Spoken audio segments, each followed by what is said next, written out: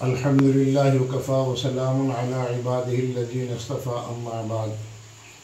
میرے محترم دوستوں اور بزرگوں، کل جو دن آ رہا ہے یہ بہت بڑا دن ہے۔ جمعہ کا دن ایک ہفتے کا سردار ہے اور یہ 8 دن کی عید ہے۔ یہ اپنے اندر بہت ساری خوبیوں کو سمیٹے ہوئے ہے۔ جمعہ کے دن کی فضیلت بہت زبردست احادیث کے اندر کثرت سے آئی ہے، اور یوں تو 5 وقت نماز کے لیے بھی ہے، لیکن ان میں سے خاص طریقے سے جمعہ کی نماز کے لیے بہت ساری احادیث مذکور ہیں۔ اور جمعہ جو ہوتا ہے وہ قصبہ کے اندر ہوتا ہے، دیہات میں نہیں ہوتا۔ اور جمعے کو جو اکٹھا ہوتے ہیں اس میں ایک دوسرے کے حالات کا پتہ چلتا ہے، ایک دوسرے کے حالات کا جائزہ۔ یہ دنیا کا سب سے بڑا فائدہ ہے کہ ہم 5 وقت کی نماز اپنے محلے کی مسجدوں میں پڑھ لیتے ہیں اور جگہ جگہ پر اپنی نمازیں ادا کر لیتے ہیں، لیکن جمعہ کے دن جہاں پر جمعہ ہوتا ہے وہاں بہت سارے گاؤں کے، یہ بہت سارے محلوں کے، کئی محلوں کے ایک جگہ جمع ہو کر جمعے کی نماز ادا کرتے ہیں۔ تو یہ تو دنیا کی خوبی ہے کہ جمعے کی نماز کے اندر ایک دوسرے سے ملاقات ہو، اور ایک دوسرے سے ملاقات ہو کر کے اس میں ایک دوسرے کے حالات کا پتہ چلے کہ کون بھائی بیمار ہے، کون تندرست ہے، کس کے حالات کیا ہیں۔ یہ ایک دوسرے کے جائزہ کے لیے یہ جمعہ کی نماز دنیا کے اعتبار سے ہے، اور آخرت کے اعتبار سے اس کے بڑے نفعیں ہیں۔ آخرت کے اعتبار سے بہت ساری احادیثوں کے اندر اس کی فضیلت آئی ہے، جن کو یہاں پر احاطہ کرنا وہ تو بہت مشکل بات ہے۔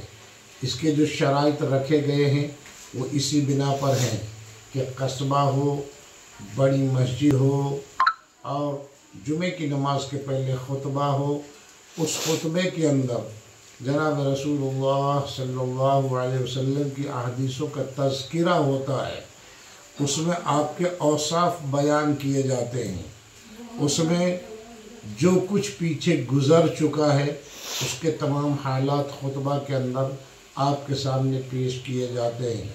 بات تو قرآن کریم کی آیات اس کے اندر ہیں جن میں جو کچھ حالات گزر چکے وہ تفصیل کے ساتھ پڑھے جاتے ہیں۔ بہت ساری باتیں ہیں جو جمعے کے دن جو یاد دہانی کرائی جاتی ہے، یہ اللہ نے ایک ایسا طریقہ رکھا ہے مسلمانوں کو زندگی گزارنے کا۔ جس طریقے سے کئی احادیث اس کے اندر ذکر کی جاتی ہیں بدعات کے اوپر، یا دنیا میں کاروبار کے اوپر، یا دنیا میں کام کرنے کے اوپر، یا تجارت کے اوپر، بہت ساری باتیں اس کے اندر جو ہے خطبے کے اندر بتائی جاتی ہیں، اور یہ ساری باتیں بالکل سنت ہیں۔ ہم ایک ایک سنت کے اوپر عمل کریں گے، ایک سنت کو زندہ کرنے پر 100 شہیدوں کا ثواب ملے گا۔ اس لیے ہم جمعہ کے دن سب سے پہلے جمعہ کی نماز کی تیاری کریں۔ جو جمعہ کی نماز کی تیاری شروع اسٹارٹنگ کے اندر کرتا ہے، صبح کے وقت کرتا ہے، اس کو اللہ رب العزت 1 اونٹ ذبح کرنے کا ثواب عطا فرماتے ہیں۔ اور جو لوگ دوسری جو ہے دوسری گھڑی کے اندر تیاری کرتے ہیں، اس کو 1 بقر اللہ کے راستے میں قربان کرنے کا ثواب عطا کرتے ہیں۔ اور تیسرا، جو آدمی لاسٹ میں اخیر میں 1 مرغی یا پھر 1 انڈا، اس طریقے سے اس کے برابر ثواب مرحمت فرماتے ہیں۔ جمعہ کی نماز اگلی صف میں پڑھنے کی کوشش کریں، اس کے اوپر اللہ کے بڑے وعدے ہیں۔